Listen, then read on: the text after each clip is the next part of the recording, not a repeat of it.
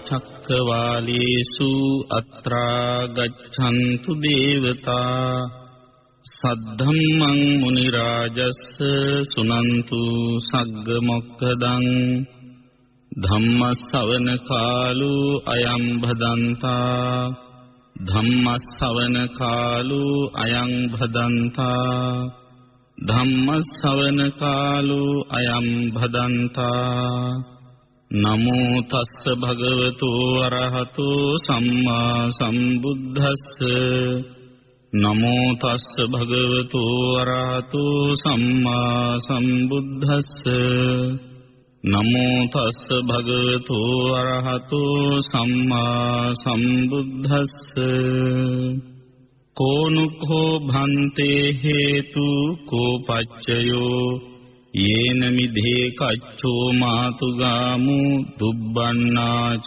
හෝති දුරූපා සුපාපිකා දස්සනාය දලිද්දාච හෝති අපස්සකා අප්පභෝගා අප්පේසක්ඛා චාති. ශ්‍රද්ධාවන්ත පින්වත්නි, දැන් හැමදෙනාම සූදානම් වෙන්නේ ධර්ම ශ්‍රවණය කරන්න. අද ධර්ම දේශනාව එක විදිහකින් කල්පනා කරලා බැලුවොත් කාන්තාවන්ට වැඳගත් විර ධර්ම දේශනාවක්. ඔය ඇත්තන්ගෙන් වැඩියෙන්ම ලස්සනට ඉන්න කැමති කවුද කියලා ඇහුවොත් નિરાයාසයෙන්ම බොහෝ දෙනාගේ පිළිතුර වන්නේ කාන්තාව තමයි ලස්සන වෙන්න වැඩියෙන් උනන්දු වෙන්නේ කියලා. ඉතින් ලස්සන වෙන්නේ කොහොමද? කැත වෙන්නේ කොහොමද? අල්පේශාක්‍ය වෙන්නේ කොහොමද? මහේශාක්‍ය වෙන්නේ කොහොමද කියන එක බුදුරජාණන් වහන්සේගෙන් විමසද්දී බුදුහාමුදුරුවෝ ඒ සඳහා දීපු පිළිතුරු සහිත සූත්‍ර දේශනාවක් මුල් කරගෙන තමයි අද මා ඔයත්න්ට ධර්ම දේශනා කරන්නේ. මේ සූත්‍ර දේශනාවේ නම මල්ලිකා සූත්‍රය. මල්ලිකා බිසව මුල් කරගෙන දේශනා කරපු නිසා තමයි මේ සූත්‍රයට මල්ලිකා සූත්‍රය කියලා කියන්නේ. බුදුරජාණන් වහන්සේ සවැත් නුවර ජේතවනාරාමේ වැඩ ඉන්නකොට තමයි මේ සූත්‍රය දේශනා කළා තියෙන්නේ. කෝසල මල්ලිකා කියලා කියන්නේ එච්චර ලස්සනම කෙනෙකුත් නෙවෙයි. වෙනතුනි අපේ ධර්මයේ තියෙන ඉගැන්වීමක් මේ උපදි සම්පත්තිය කියලා. උපදි සම්පත්තිය කියලා කියන්නේ මේ අතීතයේ කරන ලද කර්මවල හොඳ කර්මවල හොඳ විපාක වශයෙන් සමහර අයට ලැබෙන ඒ ප්‍රතිලාභ අතර එකක් තමයි රූප සම්පත්තිය. දැන් බලන්න සමහර අය රූපය නිසා මොනතරම් වැජබීමකට ලක් වෙනවා. සමහර වෙලාවට උපතින්ම මහා ධනස්කන්ධයකට හිමිකම් නොකියුවා. උපතින්ම ලැබෙන රූපශ්‍රීය නිසා පසු කාලයේ රූප සුන්දරියෝ වෙලා රූප රාජිනියෝ වෙලා මහා ධනයකට උරුමකම් කියන තත්ත්වයටපත් වෙනවා. එතකොට ඒ ධනයට හිමිකම් කියනෝ මේ කිසිම ධනයක් නැති කෙනා හැබැයි රූපය විතරක් සම්පත්තියක් හැටියට ගෙනාපු කෙනා. ඒ රූපය එතකොට එතෙන්ට උපදි සම්පත්තියක් වෙනවා. තව සමහරව ඉන්නවා රූපය හරිම කැතයි. බලන්න හිතෙන්නේ නැහැ හරි කැතයි. හැබැයි කටහඬ හරීම මිහිරි. උපදි සම්පත්තිය කියලා කියන්නේ ඕක. ඕකම උපදි විපත්තියක් හැටියටත් ගණනනවා. රූපය නිසාම ලෝකෙ කොච්චර අය කරදරවලටපත් වීමක් සිද්ධ වෙනවද? සමහරුන්ගේ රූපය ලස්සන වුණාම අනිත් අයගේ ආකර්ෂණය වැඩි වෙලා විවිධ අපරාධවලට ගොදුරු වෙන්නට සිද්ධ වෙනවා. විවිධාකාරී දූෂණවලට ලක් වෙන්න සිද්ධ වෙනවා. සමහරුන්ගේ හඬ මිහිරි වීම නිසාම ඒ මිහිරි හඬ කරදරයක් බවට පත් වෙන අවස්ථාවලුත් තියෙනවා. ඒවට කියන්නේ උපදි විපත්ති කියලා. කෙසේ වෙතත් කෝසල මල්ලිකාවට මේ ජන්මයෙන් ලැබිච්ච මිහිරි හඬ උපදි සම්පත්තිය පදනම් කරගෙන එතුමියට මහා ප්‍රතිලාභයක් ලැබුණා. කෝසල මල්ලිකාව කියලා කියන්නේ කොසල් රජුරුවන්ගේ උද්‍යාන පාලකයාගේ දුව. ඔන්න එක දවසක් කොසල් රජුරුවෝ යුද්ධයකට ගිහිල්ලා යුද්ධයෙන් පැරදිලා ආපහු රජමාලිගාවට එනවා. එදා දවසේ උදේවරුේ බුදුහාමුදුරුවෝ කොසල් රජුරුවන්ගේ උද්‍යානයට වැඩම කළා භික්ෂුන් වහන්සේලාත් සමග. ඒ උද්‍යානයේ මේ උයන් පල්ලයි දුවයි මල්ලිකාවයි හිටියා. ඉතින් මල්ලිකා හරි දක්ෂයි මේ මල් මාලා හැම ගොතන්න. ඉතින් මෙයා කලේ මොකද ලස්සන මල් මාලාවක් ගොතලා බුදුහාමුදුරන්ට පූජා කළා. බුදුරජාණන් වහන්සේත් ඒක පිළි අරගෙන ළඟ ඉන්න ස්වාමින් වහන්සේලාට කියනවා මහණෙනි මේ මල්ලිකා කුමාරිය අද දවස ඇතුළතදී මේ රටේ රජුරුවන්ගේ බිසව වෙනවා කියලා.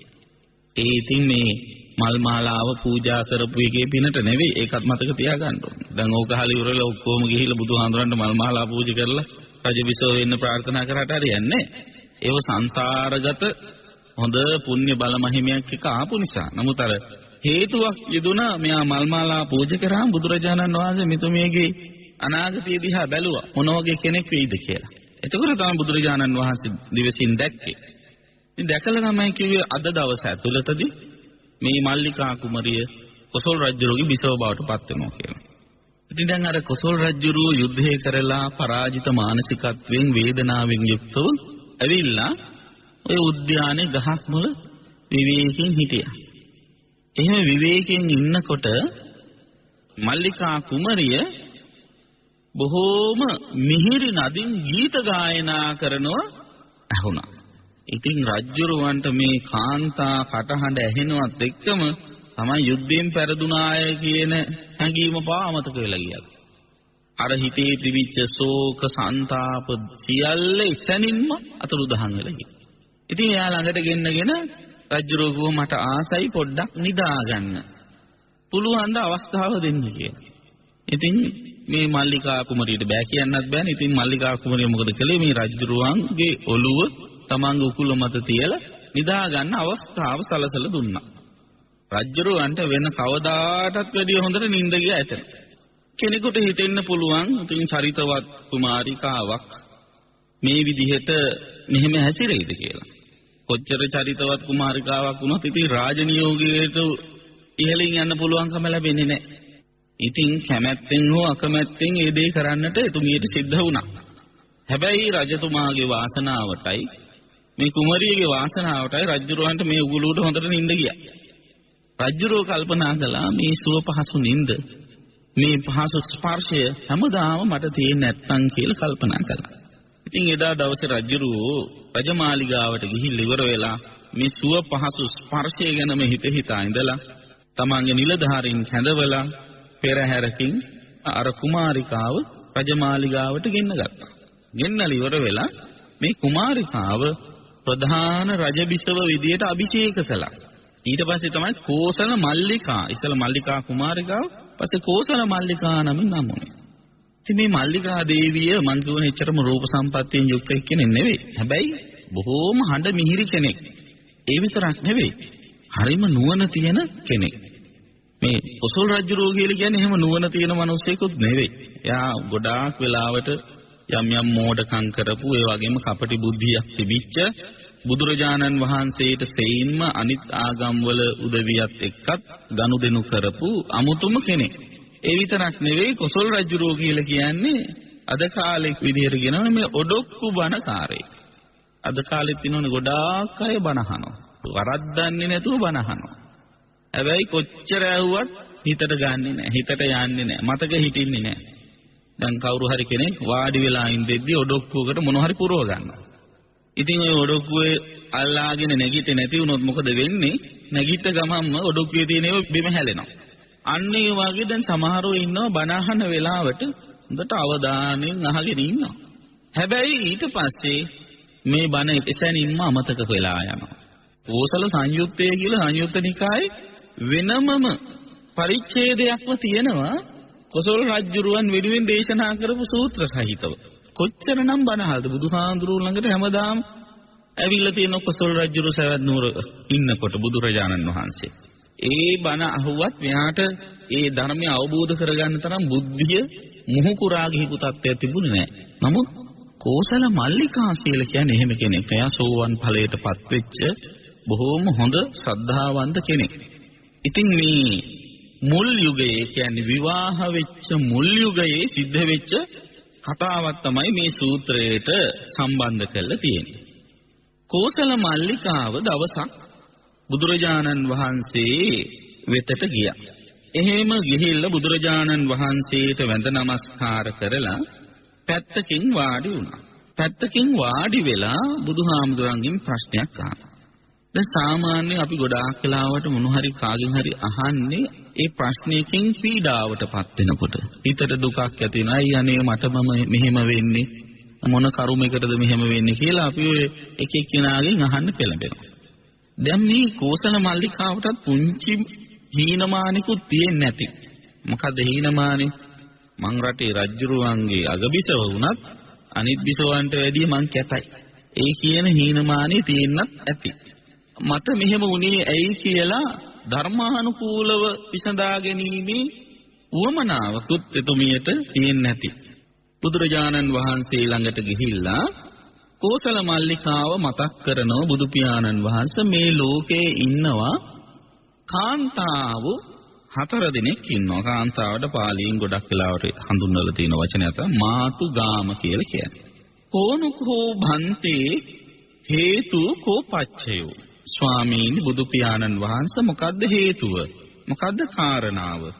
යේන මිදේ කච්චේ මාතුගාම. මේ ලෝකේ ඉන්නව සමහර කාන්තාවක්. මොන වගේද? දුබ්බන්නෝච හෝති දුරූපා සුපාපිකා දස්සනා. දුබ්බන්න වර්ණය දුර්වර්ණයි. මෙන්න මෙතෙන්දී අපි මේක තේරුම් ගන්න ඕන දෙයක් තියෙනවා. දුර්වර්ණයි කියලා කියන්නේ මොකක්ද කියලා? වර්ණ කියලා කිව්වහම අපි දන්නවා පාටට කියන වචනේ. ඒතකොට මොන වගේ පාටද? පාට තියෙනවා, සුදු පාට තියෙනවා, කළු පාට තියෙනවා, ඊළඟට රතු පාට තියෙනවා, නිල් පාට ඔය ආදි වශයෙන් පාට ගොඩක් තියෙනවානේ. ඒතර දුබ්බන්න කියන්නේ මොකද්ද? දුබ්බන්න කියන්නේ කළු පාටම නෙවෙයි. කළු පාට කළු විදිහට තියෙනවා නම් ඒකත් වර්ණයක් තමයි.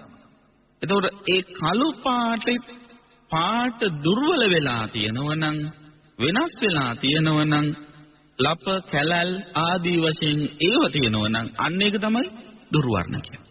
එතකොට මතක තියාගන්න දැන් අපිට එක සැරේටම දුර්වර්ණයි කියලා කිව්වහම මතක් වෙන්නේ කළු පාටයි කැතයි ඒ ආදී වශයෙන් කැත බව ඇත්ත වෙන්න පුළුවන්. හැබැයි දුර්වර්ණ කියන්නේ කළු නෙවෙයි. සුදු කියන්නේ පාට. සුදු හැමෝම වර්ණවත් නෙවෙයි. මතක තියාගන්න. සුදු පාට අය දුර්වර්ණ වෙන්න පුළුවන්. පාට හැටියට ගත්ත ශරීර වර්ණය මොකද්ද කියලා අහුවොත් කියන්නේ සුදු තමයි.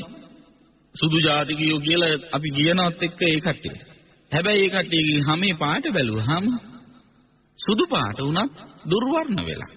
අන්න ඒ නිසා අපි ඒක මතක තියාගන්න ලප කැලල් සහිතව ප්‍රධාන පාට වෙනස් වෙන විදිහට තියෙනවා නම් ඒක තමයි දුර්වර්ණ කියලා කියන්නේ.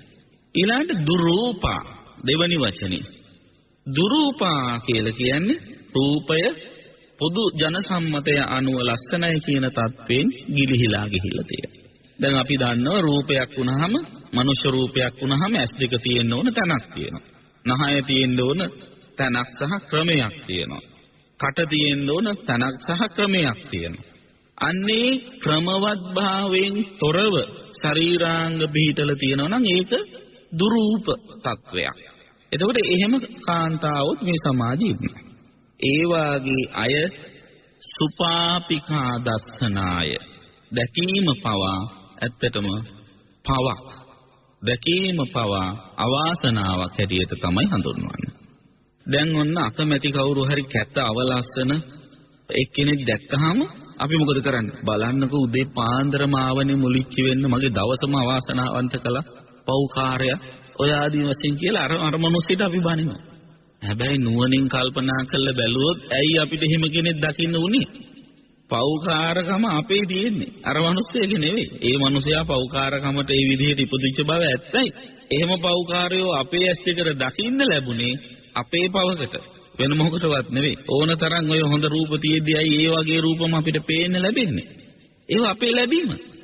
දැන් ඒ වගේ අවස්ථාවකදී අනේ මේක මගේ මොකක් හරි කර්මයක් වෙන්නේද මේ වගේ දෙයක් මේ වෙලාවේ දකින්න ලැබුණේ කියලා හිත හදලා ධර්මානුකූලව කල්පනා කරලා ඉවර වෙලා අපිට පුළුවන්කම තියෙන්න ඕන එක්තරා විදිහක ඒක සුභවාදී විදිහට හරව ගන්න.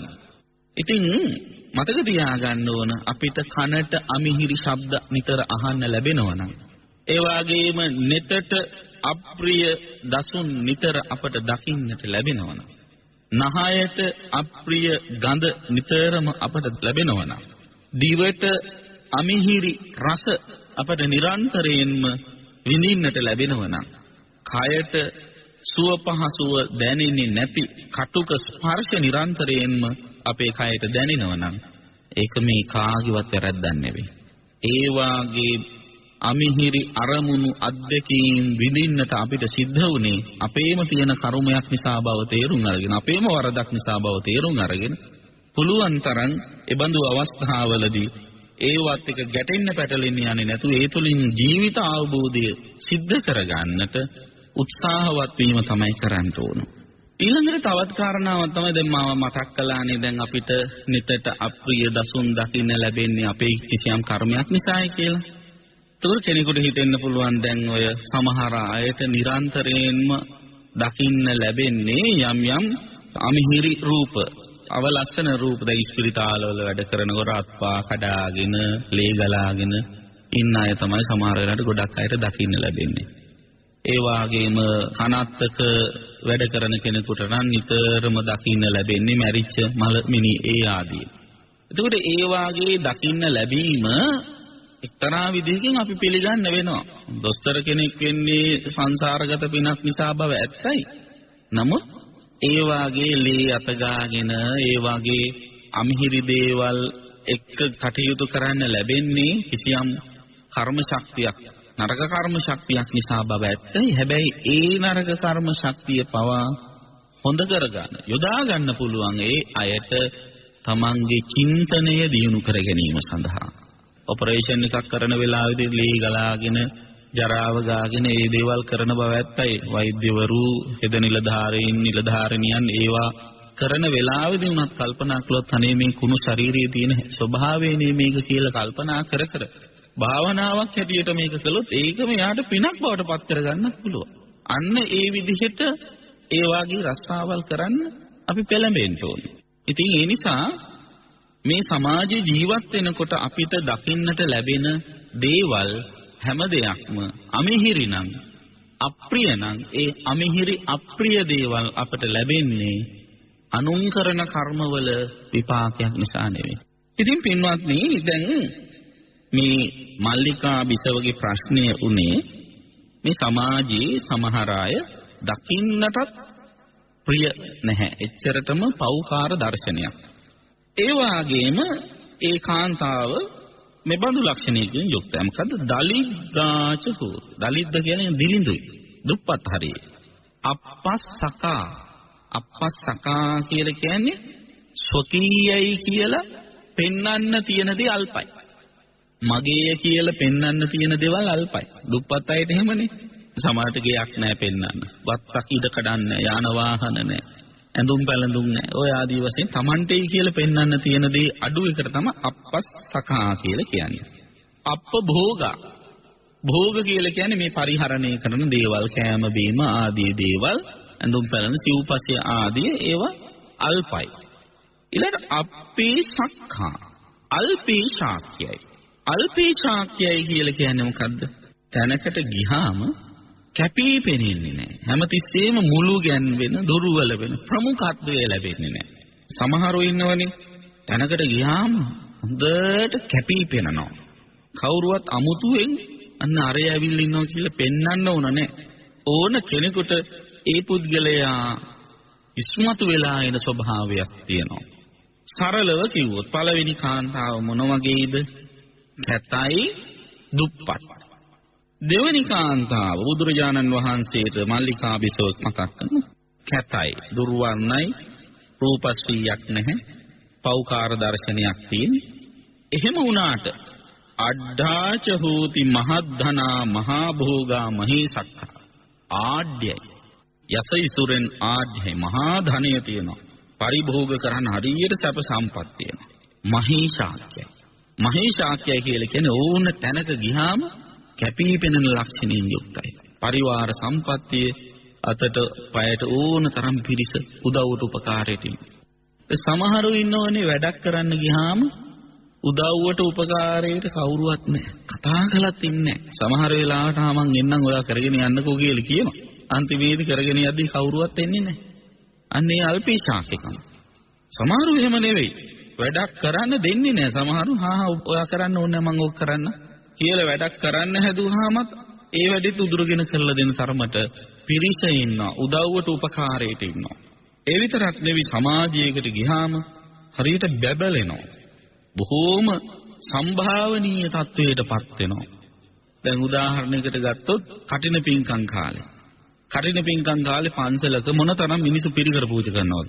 කප්පුකට හරියට එක එක ඒවා පූජා කරනවා. සිවුරු පූජා කරනවා. අට පිරිකර අරෝ මේ ඔක්කොම තියෙනවා. හැබැයි කටින චීවර පූජාව වෙලාවේදී ඔය එක දෙයක් අත්දිහා බලන්නේ නැහැ මිනිස්සු. ඔක්කොම බලන්නේ කෝ කටින සිවුර කියලා. අන්න ඒ වාගේ මේ මහේශාක්‍ය තත්වයටපත් වෙච්ච උදවිය යම් තැනක ඉන්නවනම් ඒ අය හැම දිනාගෙම ආකර්ෂණීය දිනා ගන්න තත්වයටපත් වෙනවා. ඒක තමයි මහේශාක්‍ය තත්වය. දැන් මේ මල්ලිකා බිසවත් මෙන්න මේ තත්වයේ කෙනෙක්.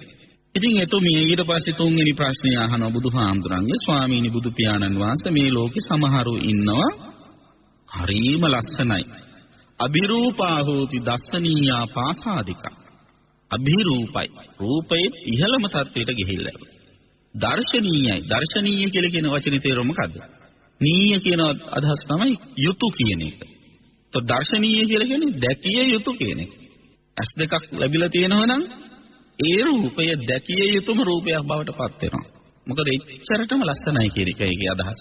ඊළඟට පාසාදිකා. පාසාදිකා කියන්නේ ප්‍රසාදය ඇති කරන සුළුයි. පරමාය වන්න පොක්ඛරතාය සමන්නාගතා. ඊටාම හොඳ වර්ණ సౌందර්යයෙන් යුක්තයි. බොහෝම රූපශ්‍රීය ඊටාම නිසිලස පිහිටා තියෙන ස්වභාවයකින් යුක්තයි.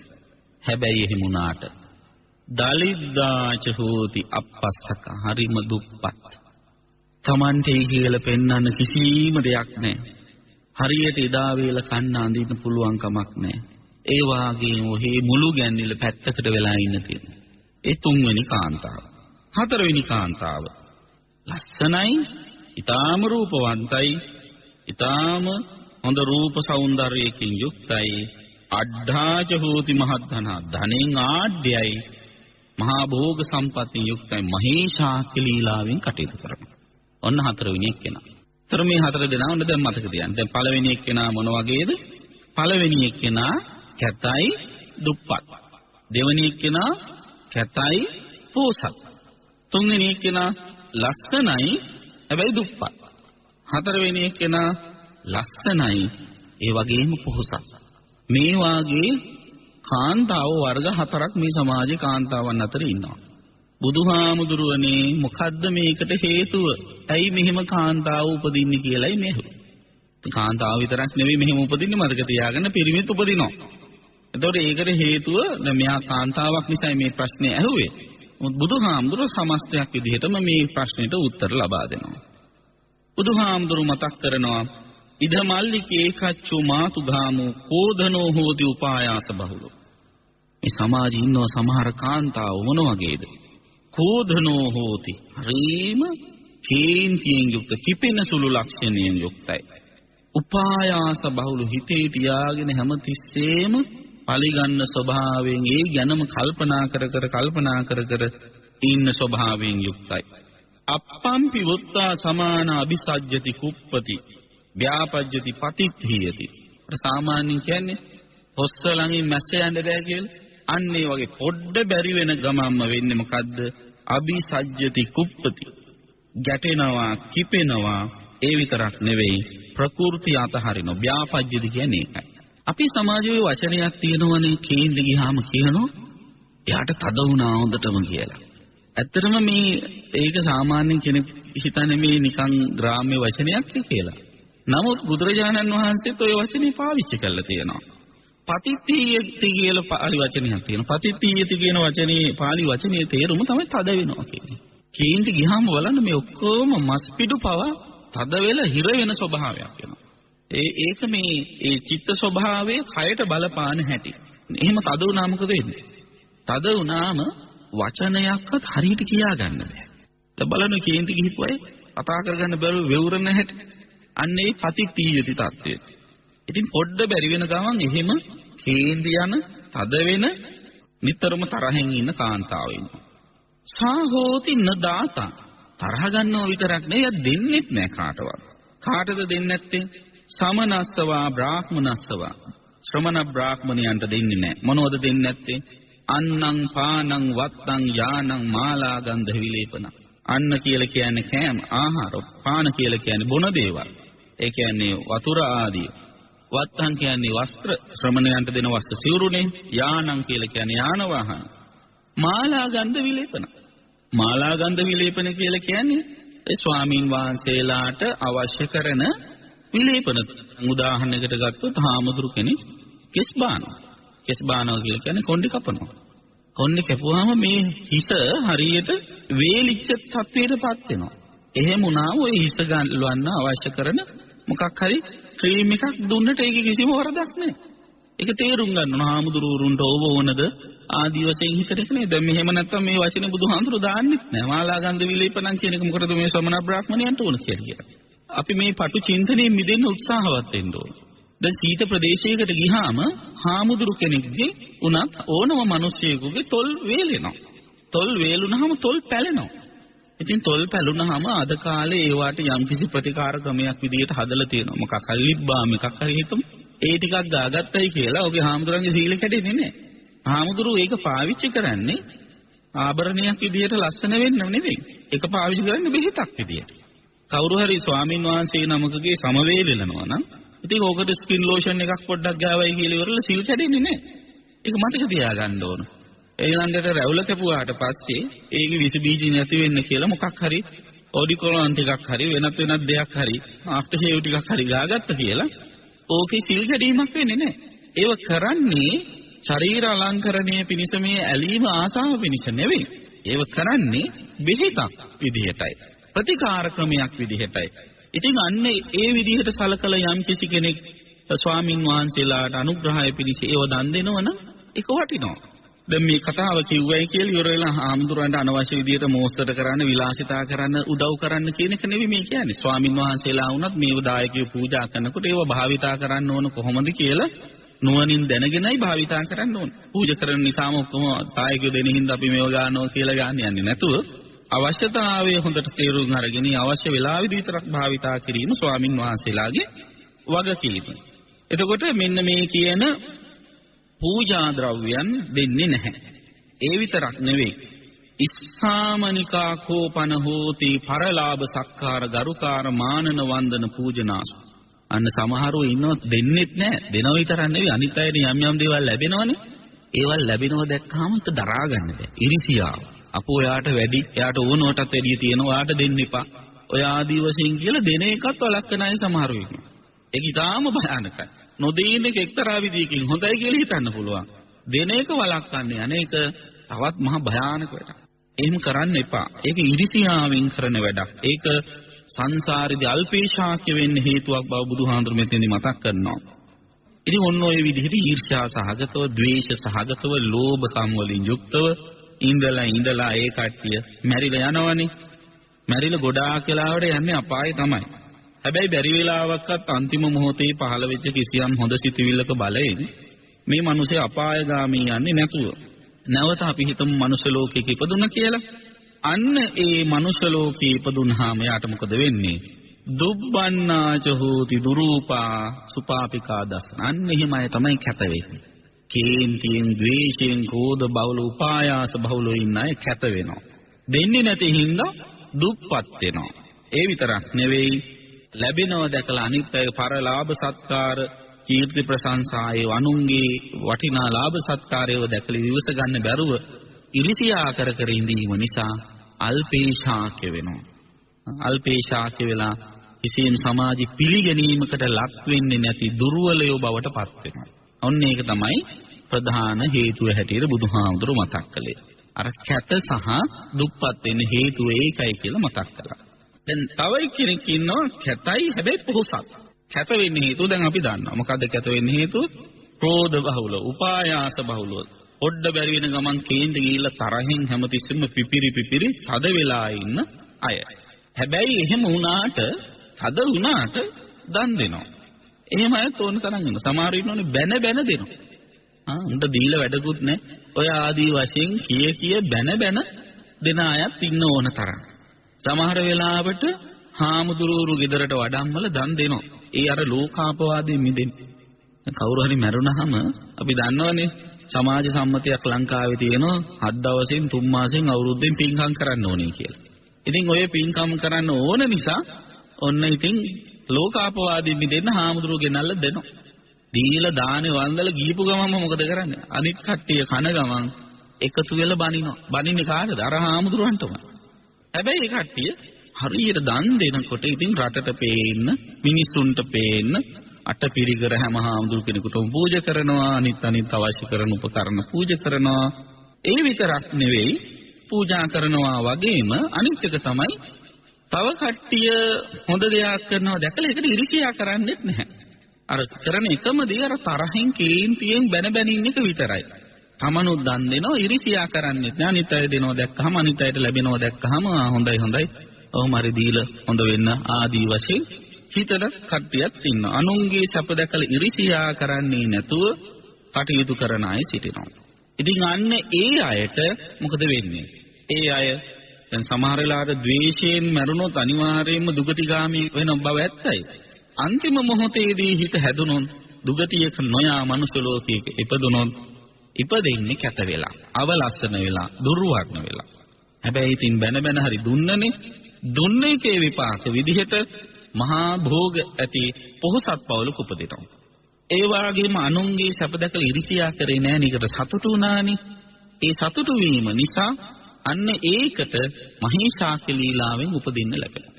තේරුම් ගන්න ඕන එකක් තියෙනවා. අපි දැන් සමාජයේ ගොඩක් අය පින් කරනකොට මේ සාමූහිකව පින් කරන්න දක්වන්නේ හරිම මැලිකම.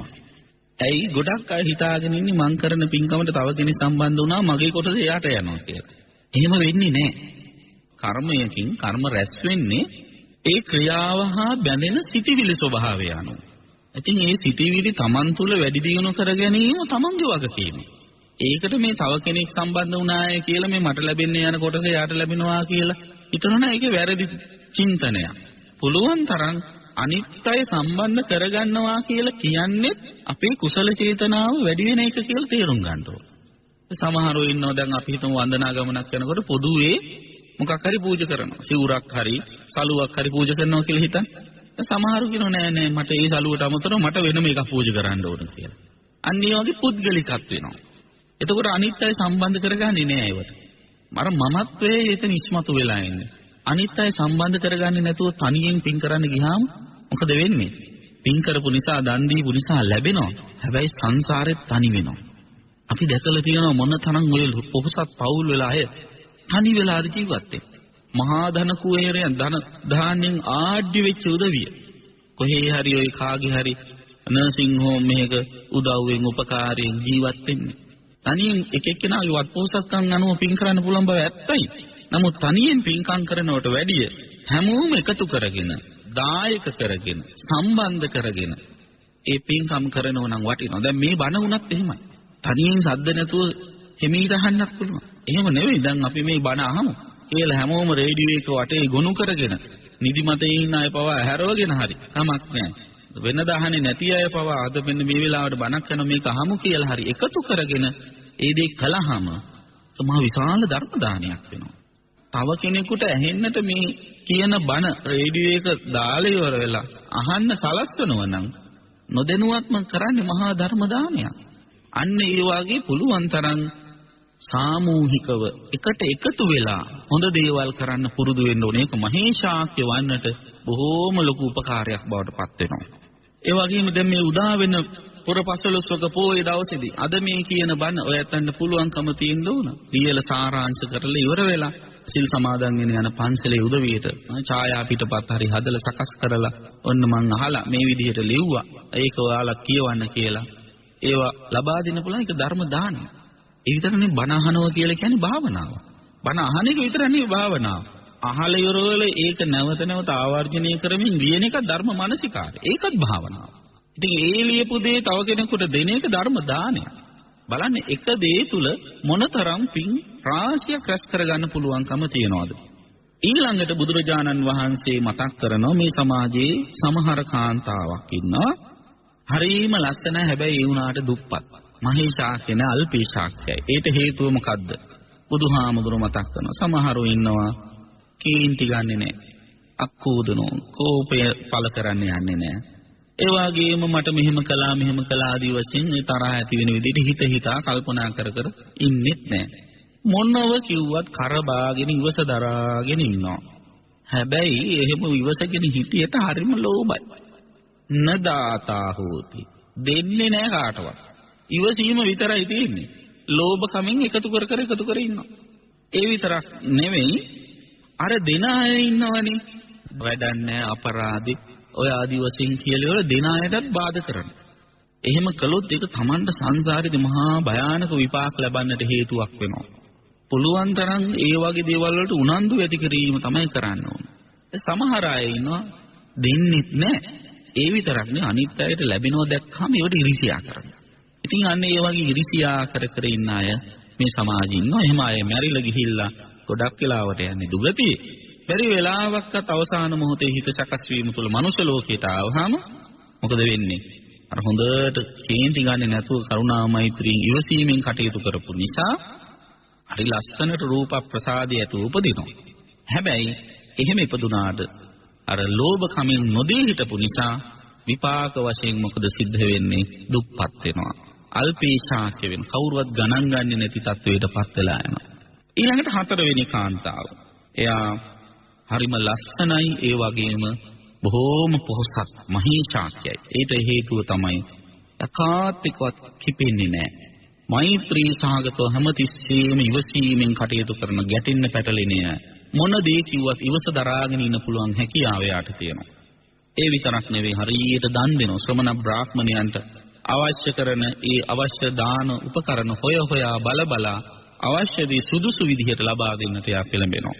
ඒ විතරක් නෙවෙයි අනිත් අය දෙනව දැකලා දිහා බල සතුටු වෙනවා. දීමට අනිත් අය මෙහෙයවන උත්සාහවත් කරනවා. අනිත් අය ලැබෙනව දැකලා ඒ දිහා බල සතුටු වෙනවා. එහෙම අය සුගතිගාමී වෙනවා. දිව්‍ය ලෝකවල උපදිනවා. ඉතින් දිව්‍ය ලෝකය යන්නේ නැතුව මනුෂ්‍ය ලෝකයක ඉපදුනත් උපදින්නේ තාම ලස්සන වෙලා. උපදින්නේ තාම හොඳ පවුල්වල. ඊටාම හොඳ පවුලක ඉපදුනේ නැතත් සමහර වෙලාවට දුප්පත් පවුලක ඉපදුනත් අර කර්ම ශක්තිය විපාක දීම් වශයෙන් අර රූපස්ත්‍රියේ විපාකයේ වශයෙන් හොඳ තැන්වලට එන්නට සැකසෙනවා. අර මල්ලිකා විසව බලන්න රූපස්ත්‍රියෙන් ලස්සනුනේ නැහැ දුප්පත් පවුලක ඉපදුනේ. හැබැයි එතුමියගේ තියෙන මිහිරි නාදය නිසා හඬ නිසා තිබෙන රජ මාලිගාව කරාම එන්න පුළුවන්. සමහර වෙලාවට අන්න ඒ වාගේ කර්ම ශක්තියින් ඉස්මතු වෙලා එන විටින් විට හැමතිස්සෙම නෙවෙයි. එතකොට උපතේදීම එක හොඳ කර්මයක් ඉස්මතු නොවුනාට අර දන් දීමේ කර්ම ශක්තිය ඉපදුනාට පස්සේ රූපස්ත්‍රිය ලැබුණට පස්සේ ඒ රූපස්ත්‍රිය ලැබුණේ භාවනාවෙන් හොඳට මෛත්‍රී සාගතව හිටපු නිසානේ. ඒක ලැබුණට පස්සේ ඒකේ විපාකය ලැබිලා ටික කාලයක් යනකොට දන් දීපු එකේ විපාකය ඉස්මතු වෙනවා. දන් දීපු එකේ විපාකය ඉස්මතු වෙනකොට දුප්පත් තනින් ඉහළට ඇවිල්ලා හොඳ පොහොසත් පවුලකට සම්බන්ධ වෙනවා. ඒ විතරක් නෙවෙයි එතන විරාජමාන වෙන තත්වයට මහේශාක්‍ය තත්වයෙන්පත් වෙන්න පුළුවන්කම ලැබෙන බව බුදුරජාණන් වහන්සේ මතක් කළා. එතකොට මෙන්න මේ කාරණා ටික මතක් කළාම මේ මල්ලිකා බිසව හරීම බුද්ධිමත් එක්කනේ. එතුමිය ආපහු කල්පනා කළා කියනවා බුදුහාමුදුරනේ එහෙනම් මම ඉස්සර කාලේ හරියට තරහින් ඉන්නේ නැති. කේන්තියෙන් කටයුතු කරන්නේ නැති. අනේ එක එක්කෙනත් එක ගැටෙන්න පැටලෙන්නේ නැති. කෝපයේ ද්වේෂය පළ කරගෙන රණ්ඩු සරුවල් වෙන්නේ නැති. ඒ හින්දා තමයි මට මේ වගේ කැත දුරූපී තත්වයකටපත් වෙන්න උනේ. මම එහෙම වෙන්නේ නෑ ඉදිරියේදී කියන අදිෂ්ඨාන කරගත්තා. ඉතින් එහෙම අදිෂ්ඨාන කරගෙන එතුමිය තමන්ගේ සතුට පළ කරලා ඉවර වෙලා බුදුරජාණන් වහන්සේට වැඳ නමස්කාර කළ එතනින් පිට වුණා කියලා සඳහන් වෙලා තියෙන සූත්‍ර අවසානයේ මතක් කරලා තියෙනවා. ඉතින් ඒ තමයි මල්ලිකා සූත්‍රය කියලා කියන්නේ. ඔන්න ලස්සන වෙන්න හේතුව, කැත වෙන්න හේතුව, ධනවත් වෙන්න හේතුව, දුප්පත් වෙන්න හේතුව, අල්පේශාක්‍ය වෙන්න හේතුව, මහේශාක්‍ය වෙන්න හේතුව බුදුරජාණන් වහන්සේ මල්ලිකා බිසවට පැහැදිලි කරපු ආකාරය තමයි මේ. ඒ සූත්‍රයේ දෙස මනා ලෙස අවබෝධ කරගෙන අවධානය යොමු කළා තමන් මොන තත්ත්වෙද ඉන්නේ කියලා කල්පනා කරලා බලලා ඒ දුර්වලතා හදාගෙන ඉදිරි අනාගතයේ සුවපත් කර ගැනීමට උත්සාහවත් වීම තමයි කළ යුතුව පවතින්නේ. මේ ලැබිච්ච ලෞකික ජීවිතයේ සුවපත් කරගෙන වාසනාවන්ත විදිහට ජීවත් වෙන්න හැමදෙනාම උත්සාහවත් වෙන්න. ඒ සඳහා හැමදෙනාටම මේ මල්ලිකා සූත්‍රයේ උපකාරයක්ම වේවා කියලා අපි ප්‍රාර්ථනා කර සිටිනවා. හැමදෙනාටම තෙරුවන් සරණයි. ආකාසට්ඨා ච බුම්මට්ඨා දේවානාගා මහිද්దికා පුඤ්ඤන්තං අනුමෝදිත්වා චිරං රක්ඛන්තු ශාසනං චිරං රක්ඛන්තු දේශනං චිරං රක්ඛන්තු ත්වං සදා. ධර්ම ශ්‍රවණානිසංසයෙන් හැමත උතුම් නිවන් සුව සැලසේවා.